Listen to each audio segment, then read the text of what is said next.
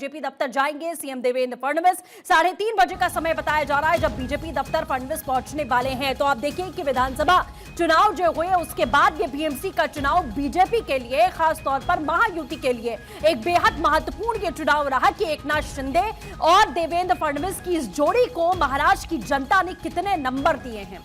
एक तरीके से कहा जाए तो ये इनकी एक परीक्षा भी थी कि चुनाव में जो वादे इनकी ओर से किए गए, क्या बीएमसी जो चुनाव हो रहे हैं उसमें इस गठबंधन को जनता ने पसंद किया है।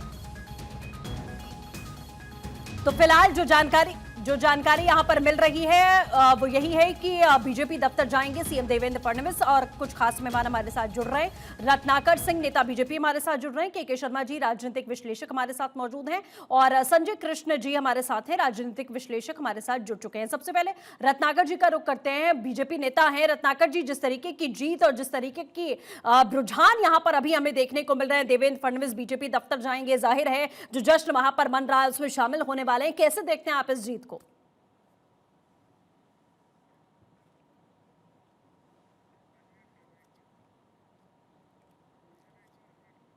रत्नाकर जी, आप ऑडियो अपना अनम्यूट कर लीजिए सर, आपकी आवाज नहीं आ रही है। जी जी देखिए सृष्टि जी, ये जो जीत है ये निश्चित रूप से बहुत बड़ी और प्रचंड जीत है भारतीय जनता पार्टी के लिए। और उस पार्टी को हराना जिसने 25 साल से इस मुंबई पे बीएमसी पे सत्ता पे काबिज रही है, और निश्चित रूप से जो महाराष्ट्र की जनता ने हमें अपना आशीर्वाद दिया है, जो प्यार दिखाया है, जो विश्वास दिखाया है, यह महाराष्ट्र की जनता की जीत है। यह राष्ट्रवादी पार्टी की जीत है, विकास की जीत है, हिंदुत्ववादी पार्टी की जीत है। और सबसे बड़ी चीज है कि देवा भाऊ के नेतृत्व में जो यह चुनाव लड़ा गया, देवा भाऊ के विजन और नरेंद्र मोदी जी के एक विकसित भारत की संकल्पना को साकार करने की यह जीत है। देखिए, हम लोग जब भी चुनाव में गए, हमने विकास के मुद्दों पे ही बात किया और हमने क्या क्या विकास के कार्य किए हैं अपने कार्यकाल में, वो हम जनता तक पहुंचाने का काम किया। लेकिन जब भी हम प्रश्न पूछते थे या जनता के बीच में ठाकरे बंधु जाते थे, उन्होंने पूछा कि आपने पिछले 25 सालों में जो 74,000 करोड़ का जो बीएमसी का बजट होता है, जो एशिया का सबसे बड़ा नगर निगम का बजट है और भारत के 9 राज्यों से बड़ा बजट है, उस बजट का आपने कैसे विकास किया, क्या काम किया, कहाँ झुग्गी झोपड़ियों में, रास्तों में या जो स्कूलों में कितना कार्य किया। तो विकास का कार्य इन्होंने बिल्कुल ठीक है। रत्नाकर जी, आपका कहना है कि आप विकास के मुद्दे को लेकर आगे बढ़े, लेकिन मुद्दा तो घुसपैठ का भी रहा, मुद्दा हिंदुत्व का भी रहा, कई बड़े मुद्दे रहे बीएमसी चुनाव में जो राष्ट्रीय स्तर के थे, जो हमने देखे इस बार। के शर्मा जी हमारे साथ हैं, राजनीतिक विश्लेषक हैं, उनका रुख करते हैं। शर्मा जी, आपसे समझना चाहूंगी कौन से मुद्दे इस बार भारी पड़े, क्योंकि अमूमन बीएमसी चुनावों में देखा जाता है जो लोकल लेवल के मुद्दे होते हैं, लोगों की रोजमर्रा के जीवन से जुड़े हुए, उसका सीधे तौर पर जो नेता है वो जनता के बीच में जाते हैं। लेकिन इस बार के चुनाव में ठाकरे बंधुओं की बात करें या महायुति की बात करें, एक राष्ट्रीय स्तर के मुद्दे को लेकर ये मैदान में उतरे थे। क्या आप समझ रहे हैं इससे जो नतीजे आ रहे हैं?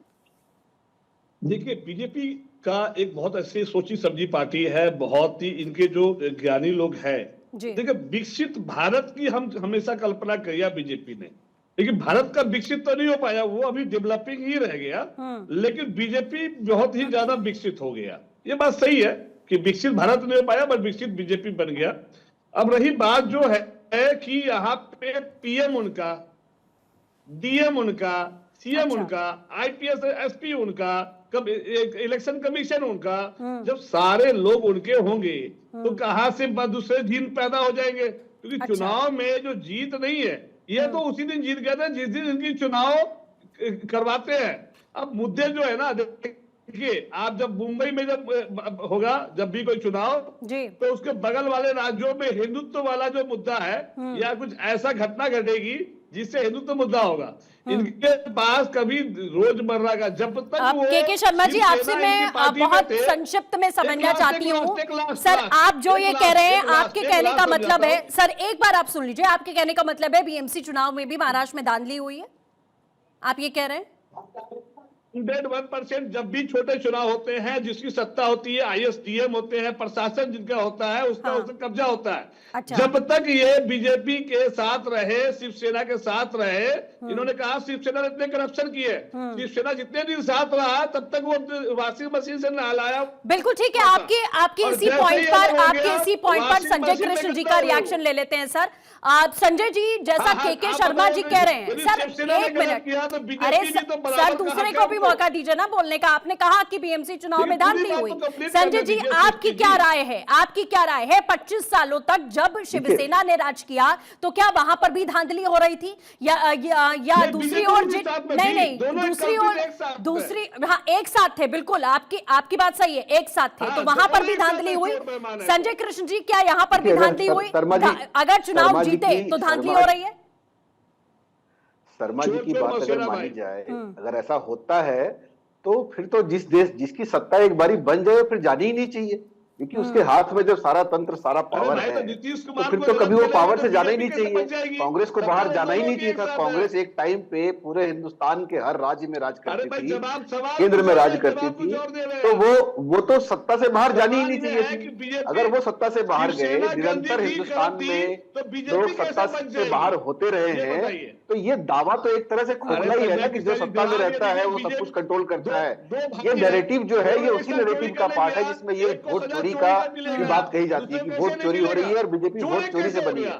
तो 2014 में तो कांग्रेस फुल फ्लेजेड गवर्नमेंट में थी। के शर्मा जी, आपने अपनी बात रखी है, धांधली के आरोप लगाए, तो आप एक बार जवाब भी सुन लीजिए। और आप राजनीतिक विश्लेषक की तरह नहीं, आप किसी दल के नेता की तरह सर यहाँ पर बात कर रहे हैं, साउंड कर रहे हैं आप ऐसे। और जिस तरीके के आरोप यहाँ लगाए जाते हैं, इससे चुनाव आयोग भी कटघरे में खड़ा होता है, जो हर बार हमने देखा है। जहां पर भी चुनाव जो भी दल हारता है वो यही आरोप लगाता है, जो कि एक संवैधानिक संस्था पर भी आप बड़ा सवाल खड़ा करते हैं। फिलहाल ठीक है, रत्नाकर जी, के शर्मा जी, संजय जी, हमारे साथ जुड़ने के लिए आपका बहुत बहुत शुक्रिया।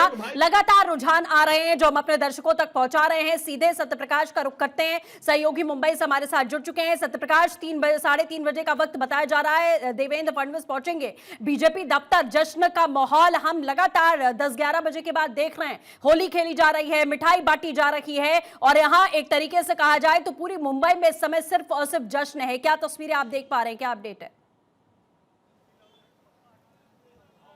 बिल्कुल, देखिए, मुंबई में पहले प्रिडिक्शन आया, अब हकीकत आ रही है कि महायुति अपना महापौर तैयार कर रही है। महायुति का ही महापौर होगा, ये तय हो गया, स्पष्ट हो गया। सीटें भी लोगों के सामने आने लगी। ठाकरे ब्रदर्स को एक बार फिर से झटका लगा है। जब उद्धव ठाकरे भारतीय जनता पार्टी के साथ में चुनाव 2017 में लड़े थे, तब उनकी जो सीटें 82 आई थी और बीजेपी की 84 आई थी। लेकिन इस बार गलत हो गया, क्योंकि अब 80 का आंकड़ा पार नहीं कर पा रहे हैं। ऐसे में एक बात तो तय हो गई है कि ठाकरे ब्रदर्स के एक साथ आने के बाद शिवसेना यूबीटी का फायदा तो नहीं हुआ, लेकिन मनसे का जरूर फायदा हुआ। मेरे पीछे जो जुलूस निकल रहा था वो मनसे का जुलूस था। वार्ड क्रमांक 12 के उम्मीदवार, महिला उम्मीदवार, जिन्होंने शिवसेना एकनाथ शिंदे गुट के उम्मीदवार को शिकस्त दी है। तो ये कहा जा सकता है कि अब मनसे की भी उम्मीदवार की जीत होनी शुरू हो गई है। मनसे के 2 उम्मीदवारों ने उत्तर मुंबई और दिंडोसी विधानसभा में जीत हासिल की है। तो ये कहा जा सकता है कि शिवसेना गुट में अगर ठाकरे ब्रदर्स का फायदे में अगर देखा जाए तो मनसों को ज़्यादा फायदा हुआ है, इसलिए मनसे के उम्मीदवार की लीड हो रही है। लेकिन जिस तरह का महायुति ने लीड दिखाया है, प्रिडिक्शन दिया गया था, ठीक उसी तर्ज पर यह जीत भी दिखाई दे रही है। हालांकि विपक्ष अब आरोप लगाना शुरू कर दिया है। सत्यप्रकाश, जैसा आप कह रहे हैं कि 20 सालों के बाद में ठाकरे बंधु एक साथ आते हैं, एक मंच पर आते हैं, लेकिन उसमें राज ठाकरे का फायदा ज्यादा हुआ। लेकिन अगर बीएमसी में वर्चस्व की बात करें तो वो किला ढहता हुआ जरूर दिखा। फिलहाल हमारे साथ जुड़ने के लिए आपका बहुत बहुत शुक्रिया। तो आज का जो रुझान अभी तक सामने आ रहे हैं, जो अपडेट्स हैं, वो यही है कि यहाँ महाराष्ट्र की जनता ने सीधे सीधे भरोसा अगर जताया है तो वो देवेंद्र फडणवीस और एकनाथ शिंदे की जोड़ी पर भरोसा जताती हुई महाराष्ट्र की जनता दिखाई दे रही है। यानी कि अब केंद्र में, राज्य में और बीएमसी में बीजेपी का दबदबा होगा। महाराष्ट्र की खास तौर पर अगर बात करते हैं, और महाराष्ट्र में भी 25 सालों के बाद आप ये समझिए कि बीजेपी का मेयर होने जा रहा है।